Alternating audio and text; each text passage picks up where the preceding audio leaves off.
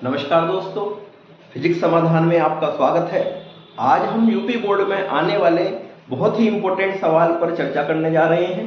देखिए, अगर हम कभी भी वैद्युत द्विध्रुव को एक समान वैद्युत क्षेत्र के भीतर रख दें तो उस पर बल आघूर्ण कार्य करता है। उस पर बल आघूर्ण कितना लगता है और उसे किस तरह हम ज्ञात करते हैं, इसके क्वेश्चंस आपको कॉम्पिटिटिव एग्जाम्स जैसे IIT, नीट आदि परीक्षाओं में भी देखने को मिलते हैं। तो पहले देखते हैं कि बल आघूर्ण निकालते कैसे हैं। देखिए, अगर हमारे पास कोई वस्तु है, सपोज करिए ये हमारे पास एक रोड है, ये आपके पास में एक छड़ है और इस पर हम बल युग्म का आघूर्ण देखना चाहते हैं।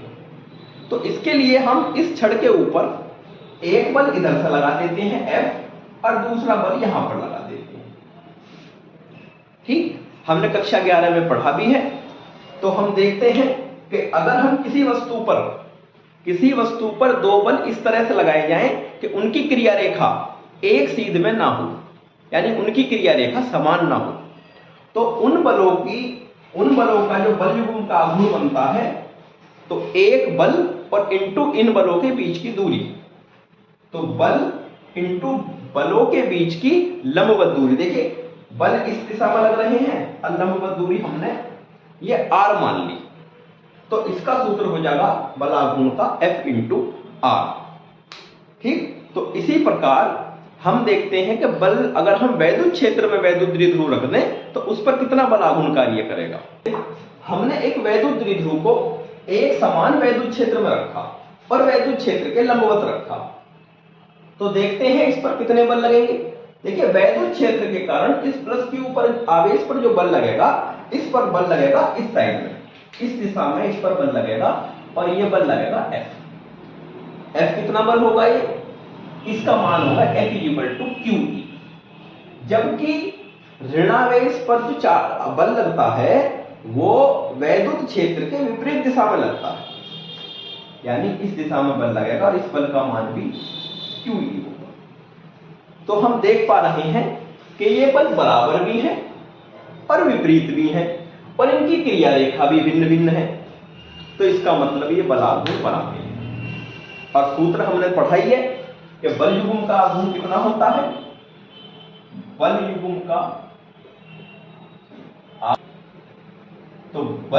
आघूर्ण कितना हो गया, तो आप बल ले लें, F कितना है QE और इंटू लंबवत दूरी हो गई 2L। ठीक, तो बल QE हो गया और लंबवत दूरी हो गई 2L। Q इंटू 2L, इसे हम P कह देंगे।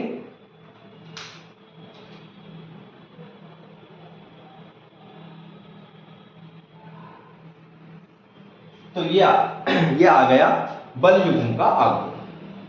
तो इसका मतलब इतना बल आघूर्ण लगेगा और ये वैद्युत द्विध्रुव इस तरह घूमना शुरू हो जाएगा इस बल आघूर्ण के कारण। सपोज करिए ये घूम करके थोड़ी देर बाद थीटा कोण बना रहा है, तो अब इस पर बल आघूर्ण कितना लग रहा है। अगर ये लंबवत रखा था वैद्युत क्षेत्र के तो बल आघूर्ण इतना लग रहा था, लेकिन अगर ये थीटा कोण बनाए, यहां से अगर ये थीटा कोण बना रहा हो तब इस पर बल आघूर्ण कितना लगेगा। तो इसके लिए हम क्या करते हैं, वही चीज पहले इस पर बल देखेंगे। तो बल एक तो यह आ गया F = QE और दूसरा आ गया F = QE, उल्टी दिशा में। लेकिन अब की बार जो लंबवत दूरी है, ये लंबवत दूरी नहीं है। लंबवत दूरी हमें जो निकालनी पड़ेगी, हमें लंबवत दूरी, ये लंबवत दूरी बनेगी। अब की बार ये लंबवत दूरी बनेगी, इस लंबवत दूरी को हम कैलकुलेट कर लेंगे। तो ये दूरी हमने मान ली, दूरी AC है, ये लंबवत दूरी है, तो बल आघूर्ण कितना हो गया, तो बराबर एक बल ले लेंगे QE और लंबवत दूरी अब की बार हो जाएगी A से C तक। इस AC दूरी के निकालने के लिए हम एक त्रिभुज ले लेते हैं, ये वाला त्रिभुज, ये त्रिभुज ले लेते हैं और इस त्रिभुज से हम मान कैलकुलेट कर लेते हैं। क्या मान निकल कर आएगा, देखिए साइन थीटा जो होता है वो होता है लंब बटे कर्ण। तो लंब आ गया, साइन थीटा बराबर होता है लंब बटे और कर्ण हो गया 12। तो AC कितना आ गया, AC आ गया QE तो ये है ही, और ये आ गया 12 sin थीटा, यानी टो बराबर Q इंटू 12 को फिर से P लिख देंगे, PE sin। तो इस पर कितना बल आघूर्ण लगेगा, यानी लगने वाला बल आघूर्ण जो होगा वो घट जाएगा।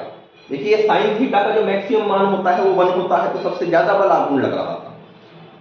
अगर मान लीजिए 30 डिग्री पर है तो 1/2 मान आ जाएगा, इसका मतलब अब बल आघूर्ण आधा रह जाएगा।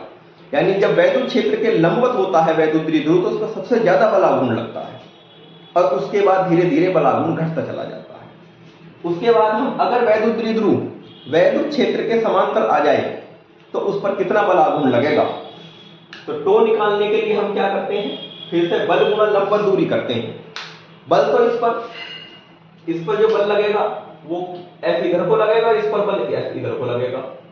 तो बल तो आ गया F बराबर QE, बल तो बल ये आ गया, लेकिन जो लंबवत दूरी है अब की बार क्योंकि ये बिल्कुल समान दिशा में आ गए हैं और इनकी क्रिया रेखा एक समान हो गई है, इसका मतलब अब की बार लंबवत दूरी जो है वो 0 है, यानी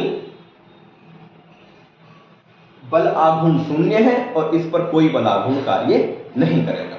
इसका मतलब कि अगर वैद्युत द्विध्रुव को वैद्युत क्षेत्र के लंबवत रख दें तो वह घूम करके वैद्युत क्षेत्र के समांतर आ जाता है और संतुलन की अवस्था में आ जाता है। तो हम कहेंगे कि ये संतुलन की अवस्था है।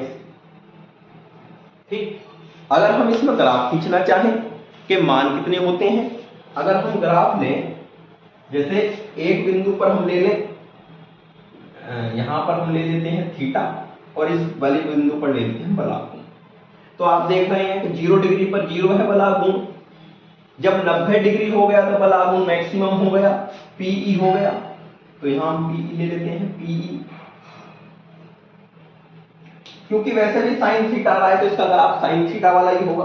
तो ये घूम कर ग्राफ कुछ इस तरीके का ग्राफ आएगा। अगर आप देखें ये जो मान होगा ये PE होगा और ये वाला मान -PE होगा, ये 0, ये 90 डिग्री, ये 180 डिग्री, ये 270 यानी, और ये 360। तो ये है बल आघूर्ण पर बल आघूर्ण कितना लगता है किसी भी वैद्युत द्विध्रुव को अगर हम वैद्युत क्षेत्र में दिशा में रख दें तो उस पर कितना बल आघूर्ण लगता है। अगर हम परिभाषा की बात करें तो आप इससे परिभाषा भी दे सकते हैं कि अगर किसी भी वैद्युत क्षेत्र के लंबवत किसी वैद्युत द्विध्रुव को रख दें और वैद्युत क्षेत्र की तीव्रता एक समान हो, ठीक, अगर वैद्युत क्षेत्र की तीव्रता एक समान हो यानी एकांक हो, तो उस पर जितना बल आघूर्ण लगता है, जितना बल युग्म का आघूर्ण लगता है उसे हम उसका वैद्युत द्विध्रुव आघूर्ण p कहते हैं। तो ये आपका फर्स्ट चैप्टर समाप्त होता है। अगली वीडियो में हम सेकंड चैप्टर पर यानी गॉस की प्रमेय से स्टार्ट करेंगे। यदि आपको कोई टॉपिक समझ में ना आए या फिर कोई चीज परेशान कर रही हो, प्रॉब्लम आ रही हो, तो आप हमें कमेंट में लिख दें, आपको उस पर वीडियो प्राप्त हो जाएगी। धन्यवाद।